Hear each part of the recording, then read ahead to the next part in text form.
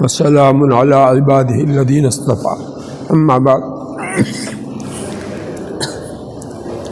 فاعوذ باللہ من الشیطان الرجیم بسم اللہ الرحمن الرحیم وَأَقِمِ الصَّلَاةَ لِذِكْرِي۔ قرآن پاک کی اس آیت میں اللہ تعالیٰ فرماتے ہیں تو نماز اچھی طرح سے ادا کر مجھ کو یاد کرنے کے لیے۔ نماز کا مقصد بھی معلوم ہو گیا کہ اللہ تعالیٰ کو یاد کرنا ہے نماز میں، دوسری چیزیں نہیں سوچنا ہے۔ اللہ تعالیٰ کو کس طرح سے یاد کیا جائے گا؟ جو کچھ ہم پڑھتے ہیں نماز میں اس کے اوپر دھیان رکھیں گے۔ اگر اس کے معنی اور مطلب کو ہم سمجھتے ہیں تو اس معنی اور مطلب کی طرف دھیان رکھیں گے تو یہ اللہ تعالیٰ کو یاد کرنا ہوا۔ 2 رکعت ہم نماز پڑھتے ہیں تو اس میں کتنی مرتبہ اللہ کا نام آتا ہے؟ 32 مرتبہ آتا ہے۔ 2 رکعت میں اللہ کا نام 32 مرتبہ آتا ہے۔ تو زبان سے اللہ کا لفظ 32 مرتبہ نکلے گا صرف 2 رکعت میں، تو 4 رکعت میں کتنا ہوا اور پوری دن کی نمازوں میں کتنا ہوا؟ اگر ہم دھیان کے ساتھ نماز پڑھیں گے تو یہ اللہ تعالیٰ کا نام زبان پر نکلنے کے وقت میں اللہ کی عظمت، اللہ کی بڑائی، اس کا تصور ہوگا تو اللہ کو یاد کرنا ہوا۔ اسی طرح رب کا لفظ، اللہ تعالیٰ کی صفت رب ہے کہ نہیں؟ تو یہ 2 رکعت کے اندر 26 مرتبہ آتا ہے۔ کتنی مرتبہ؟ 26 مرتبہ رب کا لفظ آتا ہے۔ تو بار بار 2 رکعت میں رب کا لفظ زبان پر آئے گا، سبحان ربی العظیم، سبحان ربی الاعلیٰ، اور رب العالمین، ربنا لک الحمد، سب جگہ رب کا لفظ آ رہا ہے کہ نہیں؟ تو اس میں شمار کریں گے، 2 رکعت میں غور کریں گے تو رب کا لفظ کتنی مرتبہ آتا ہے؟ 26 مرتبہ، اور لفظ اللہ 32 مرتبہ، اور لفظ رحمان 6 مرتبہ۔ لفظ رحمان 6 مرتبہ آتا ہے۔ بسم اللہ کے اندر ہے، پھر سورہ فاتحہ میں بھی ہے، پھر بسم اللہ پڑھتے ہیں تو 3 مرتبہ تو 1 رکعت میں ہو ہی گیا، تو 2 رکعت میں ملا کر 6 مرتبہ رحمان کا لفظ بے حد مہربان۔ لفظ اللہ ذاتی نام ہے، اس کے بعد سب سے بڑا نام اللہ تعالیٰ کے صفاتی ناموں میں سے رحمان ہے۔ اسی لیے قرآن پاک میں سب سے پہلی آیت بسم اللہ الرحمن الرحیم میں اللہ کے نام کے بعد میں کون سا لفظ آیا ہے؟ رحمان۔ اور لفظ رحیم 7 مرتبہ آتا ہے۔ لفظ رحیم کتنی مرتبہ؟ یہی 6 مرتبہ ابھی جو رحمان بتایا، اس کے علاوہ 1 مرتبہ اور بھی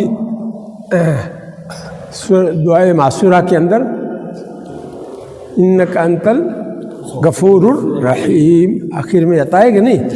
تو یہ تو 7 مرتبہ ہو گیا۔ ہم غور نہیں کرتے کہ لفظ اللہ کتنی مرتبہ، اس کے صفاتی نام 2 رکعت میں رب کتنی مرتبہ، رحمان کتنی مرتبہ، رحیم کتنی مرتبہ آتا ہے۔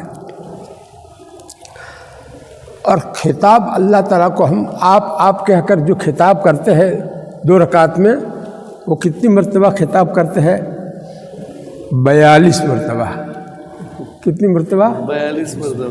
اب جب آدمی نماز میں اللہ کو آپ کہے اور اللہ کی طرف دھیان بھی ہو کہ میں اللہ کو آپ کہہ رہا ہوں، سبحانک اللہم، اے اللہ میں آپ کی پاکی بیان کرتا ہوں، وبحمدک، اور آپ کی تعریف کرتا ہوں۔ آگے وتبارک اسمک، اور آپ کا نام بڑا برکت والا ہے۔ وتعالی جدک، اور آپ کی شان بہت اونچی ہے، ولا الہ غیرک، آپ کے سوا کوئی عبادت کے لائق نہیں۔ 5 جملے میں خطاب ہوا کہ نہیں؟ اللہ تعالیٰ کو مخاطب کرتے نماز شروع کرتے ہی اللہ تعالیٰ کو آپ کہہ کر کے ہم نے خطاب کرنا شروع کیا۔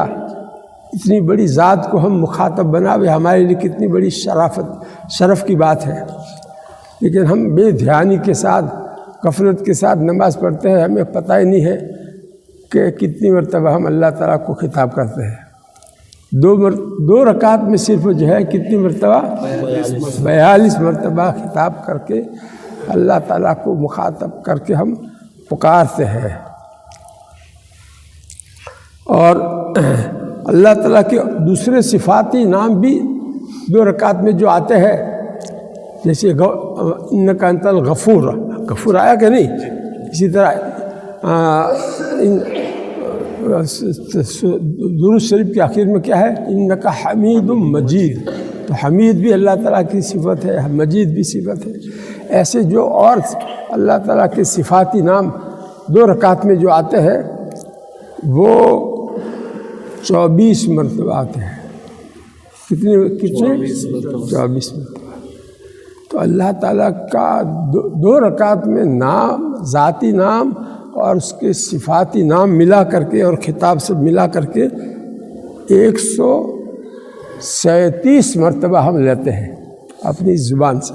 137 اس کا ٹوٹل لگاؤ گے تو 137، 130 اور 7، 137 مرتبہ اللہ تعالیٰ کا نام بھی لیتے ہیں، خطاب بھی کرتے ہیں، صفاتی نام کے ساتھ بھی یاد کرتے ہیں، لیکن غفلت والی ہماری نماز ہے۔ قرآن میں تو اللہ تعالیٰ نے نماز کا مقصد ہی بتایا کہ مجھ کو یاد کرنے کے لیے تو نماز کا اچھی طرح سے پڑھ۔ یہ ایک مرتبہ ہم نے اس طرح سے غور کیا، 2 رکعت میں ہم کتنی مرتبہ اللہ تعالیٰ کے ذاتی نام، صفاتی نام اور خطاب کتنی مرتبہ کرتے ہیں، تو یہ تعداد ہم کو معلوم ہوئی۔ اس کو ہم نے ایک چھوٹے سے کاغذ میں لکھ دی۔ یہ چھوٹا سا کاغذ ہے، اس میں کتنا چھوٹا سا کاغذ ہے، اس میں سے وہ خلاصہ اس کا لکھ دیا ہے۔ دیکھو کتنا چھوٹا سا کاغذ ہے، اور اس کے اندر رکھ دیا ہم نے، محفوظ کر دیا۔ ایک مرتبہ اس طرح سے غور کر کے ہم نے یہ نتیجہ نکالا کہ نماز میں ہم اللہ رب العزت کا اتنی مرتبہ نام لیتے ہیں، اور اس کی ذات کا نام، صفات کا نام اور خطاب اتنی مرتبہ کرتے ہیں، تو پھر اس میں ہم غفلت کے ساتھ اگر نماز پڑھیں گے، قصداً دوسری باتوں کو سوچنا، نماز میں ارادہ یہ معلوم ہوتے ہوئے کہ میں نماز میں ہوں اور دوسری باتیں آدمی سوچ رہا ہے، دوسری طرف دھیان لے جا رہا ہے، تو یہ گناہ ہے، یہ ناجائز ہے، یہ اللہ تعالیٰ کے اس حکم کی خلاف ورزی ہے۔ فَأَقِمِ الصَّلَاةَ لِذِكْرِي، اس حکم کی خلاف ورزی ہے، اس لیے گناہ ہے۔ بتاؤ کہاں تک معاملہ پہنچتا ہے، اور ہم لوگوں کو اس کا احساس بھی نہیں ہے۔ یہ ہمارا حال ہے، غفلت کی انتہا ہو گئی ہے۔ اس زمانے میں نماز جو ذکر کا مجموعہ تھا، اللہ تعالیٰ کی ذکر کا مجموعہ تھا، اس کو ہم نے غفلت کا مجموعہ بنا دیا ہے۔ اللہ تعالیٰ ہم سب کو معاف کرے۔ اللہ تعالیٰ کی ذات وراء الورا، انبیاء ان سے اللہ تعالیٰ سے ڈرتے تھے، ملائکہ مقربین اللہ تعالیٰ سے ڈرتے ہیں، حضرت جبریل اللہ تعالیٰ سے ڈرتے ہیں، اور ہم چھوٹی سی ناپاک ہستی، گندی زبان لے کر کے جو ہے اللہ تعالیٰ کا نام لینے کی ہم لائق بھی نہیں ہیں۔ اس زبان سے ہم گناہ کر کے گندی بنا دیتے ہیں، اس لیے اللہ تعالیٰ کا نام لینے کے لائق بھی ہماری زبان نہیں ہے، لیکن اللہ تعالیٰ کا یہ کرم ہے، فضل ہے کہ انہوں نے ہم کو اس کی اجازت دی ہے۔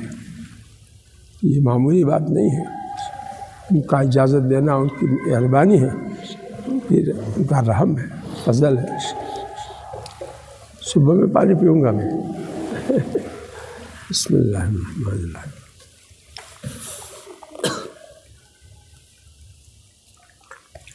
بس صبح میں پی لیا، پورے دن کے لیے ہو گیا. حضرت مفتی محمود الحسن صاحب گنگوئی ہفتے میں 1 دن پانی پیتے تھے.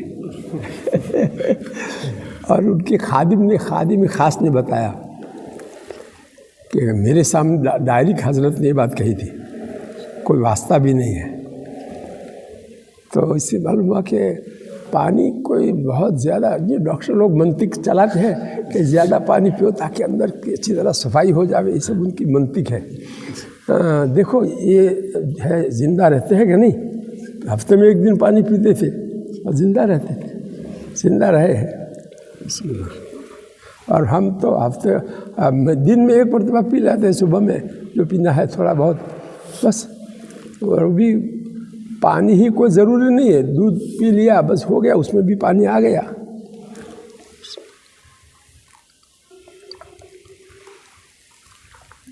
ہماری ایکسرسائز کرانے والا ڈاکٹر کہتا ہے کہ انسان کے بدن میں 70% پانی ہوتا ہے اور 20% جو ہے وہ خون ہوتا ہے اور 10% جو ہے نا وہ باقی چیزیں ہیں.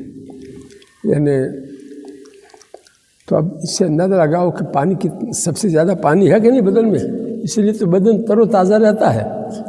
پانی نہ ہو تو آدمی سوکھ جاوے. تو اللہ تعالیٰ نے رکھا ہی ہے. دیکھو ہم اتنا ہی پانی پیتے پھر بھی جو ہے دن بھر میں پیشاب کرتے ہی رہتے ہیں. کہاں سے آتا ہے اندر تبھی تو آتا ہے.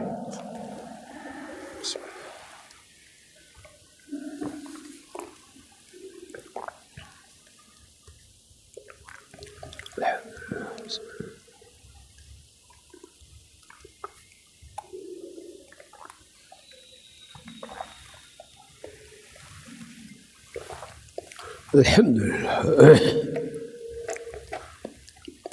اس سے پہلے مجلس میں یہاں پر ہی 2 رکعت نماز میں ہم دعائیں کتنی مانگتے ہیں اللہ تعالیٰ سے، یہ گنوایا تھا.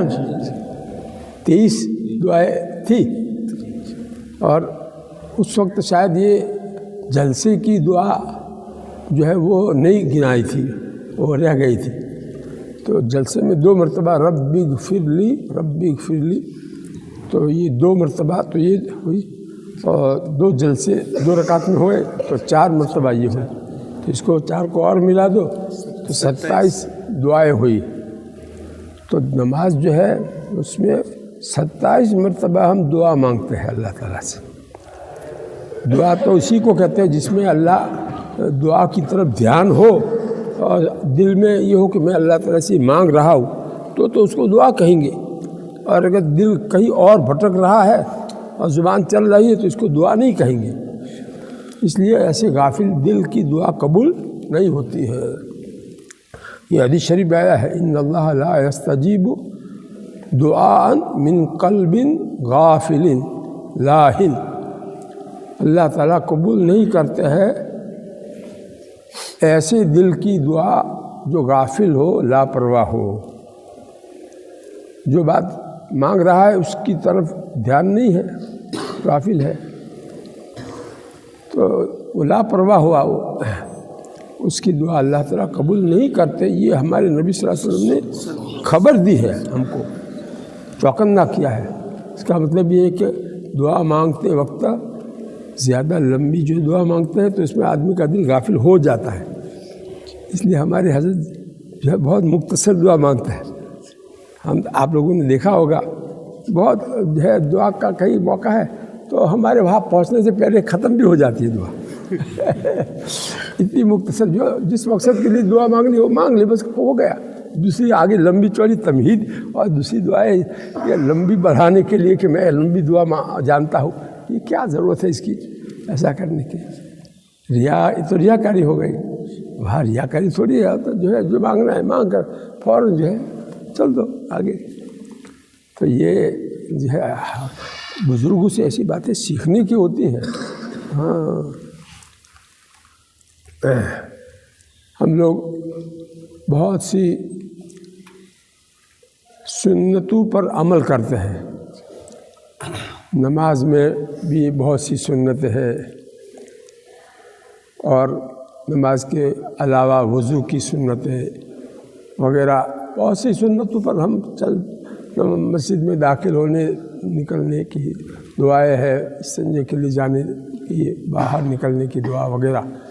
اگر اس وقت ہم یہ دھیان رکھیں، اس دھیان کے ساتھ میں پڑھیں کہ ہمارے نبی صلی اللہ علیہ وسلم جب دنیا میں تشریف فرما تھے آج سے 1450 سال پہلے، اس وقت یہ دعا اپنی زبان مبارک سے پڑھتے تھے.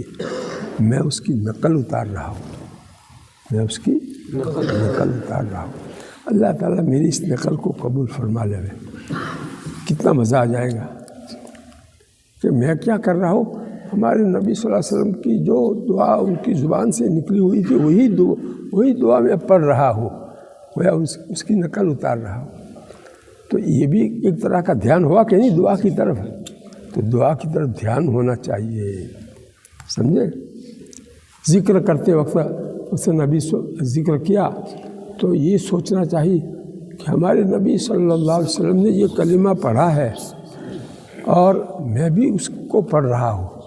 اللہ کا نام ہمارے نبی صلی اللہ علیہ وسلم نے لیا ہے، میں بھی اس کی نقل اتار رہا ہوں. تو کیسا جو ہے لطف آ جائے گا کہ ایسا کچھ نہ کچھ استحضار دھیان دعا مانگتے وقت ہونا چاہیے تاکہ وہ دعا ہماری دل سے نکلے، دل کی توجہ کے ساتھ ادا ہو تو وہ دعا قبول ہوگی. اور دل اگر متوجہ نہیں ہے اس کی طرف تو لمبی دعاؤں میں ایسا ہوتا ہے بیچارے لوگ جو ہے تھک جاتے ہیں، ہاتھ کب تک اٹھائے رکھے تھک جاتے ہیں. یہ کوئی سنت طریقہ تھوڑی ہے لمبی دعا مانگنا. اسی لیے آپ دیکھو بڑے لوگ جو ہوتے ہیں، ورنہ ابراہیم صاحب دیولا والے کتنا بڑا مجمع ہوتا ہے، آخری دعا ہوتی ہے لیکن 5-7 منٹ کی دعا ہوتی ہے ان کی. تو معلوم ہے کہ دعا اتنی دیر ہونی چاہیے کہ اس میں دل ہمارا متوجہ رہے. دل غافل ہو جاوے تو یہ دعا پھر دعا ہی نہیں رہے گی. اس کو دعا کہنا صحیح نہیں ہوگا. خیر، بہرحال ہمیں تو کچھ نہ کچھ دھیان دماغ میں توجہ رکھنی ضروری ہے. دعا کے اندر بھی، ذکر کے اندر بھی، نماز کے اندر بھی، تلاوت کے اندر بھی.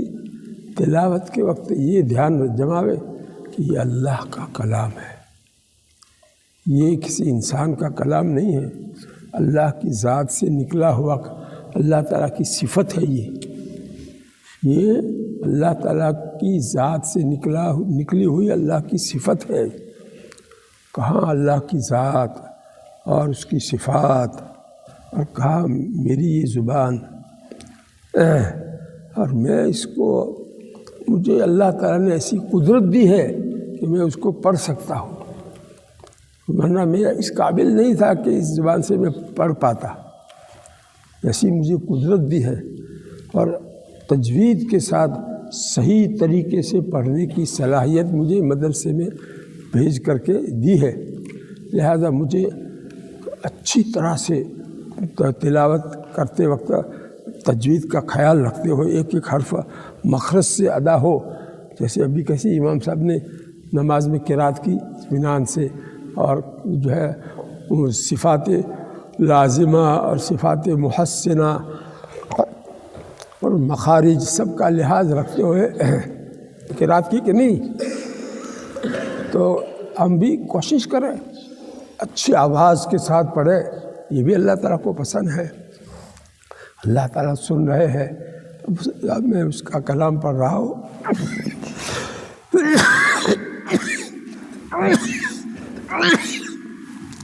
اس طرح سے اگر ہم پڑھیں گے تو انشاءاللہ بہت زیادہ اللہ تعالیٰ کا قرب حاصل ہوگا، قرب خاص حاصل ہوگا. ہم کتنی بڑے خوش قسمت ہیں کہ تمام نبیوں کے سردار اور تمام انسانوں کے سردار سید ولد آدم، سید بنی آدم، بنو آدم کے سردار قیامت کے دن آپ ہی ہوں گے۔ ابھی دنیا میں بھی آپ سید البشر اور سید کونین دونوں جہاں کے سردار تھے۔ ہمیں ان کی امت میں اللہ تعالیٰ نے پیدا کیا۔ اللہ تعالیٰ چاہتے تو پہلے کسی امت میں بھی ہم کو پیدا کر دیتے۔ اللہ تعالیٰ نے ہم کو اس امت میں پیدا کیا۔ اتنے بڑے نبی کی سفارش قیامت کے دن ہمیں حاصل ہوگی، اسی ہمیں عشق ہونا چاہیے ہمارے نبی صلی اللہ علیہ وسلم سے، ان کی سنتوں سے، ان کی سنتوں کے ہم جو ہے دل دادا ہونے چاہیے اور اس کے اوپر فریفتہ ہونا چاہیے۔ ہم کو بس ہمارے نبی کی ہر ادا ہم کو پسند ہو اور اس کو دل سے ہم ادا کریں۔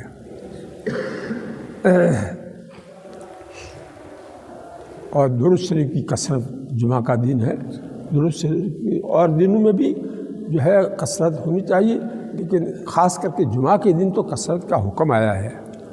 بہرحال سورہ کہف بھی اس نیت سے پڑھنا چاہیے کہ جو ہے سنت ہے جمعہ کے دن سورہ کہف پڑھنا، اور اس نیت سے پڑھنا چاہیے کہ اس کی فضائل بہت ہے۔ جمعہ کے دن پڑھنے کی وجہ سے دجالی فتنوں سے حفاظت ہو جائے گی، قیامت کے دن ہمیں نور ملے گا، روشنی ملے گی۔ اندھیرے میں روشنی کی بہت ضرورت ہوتی ہے، پل صراط پر سے گزرنا ہے، روشنی کی ضرورت ہے۔ اللہ تعالیٰ اس سورہ کہف کی وجہ سے ہم کو یہ نور عطا فرمائیں گے۔ قبر میں بھی نور کی ضرورت پڑے گی، اندھیرا ہی اندھیرا ہوگا۔ بہرحال یہ فضائل کو بھی مستعجل رکھنا چاہیے کہ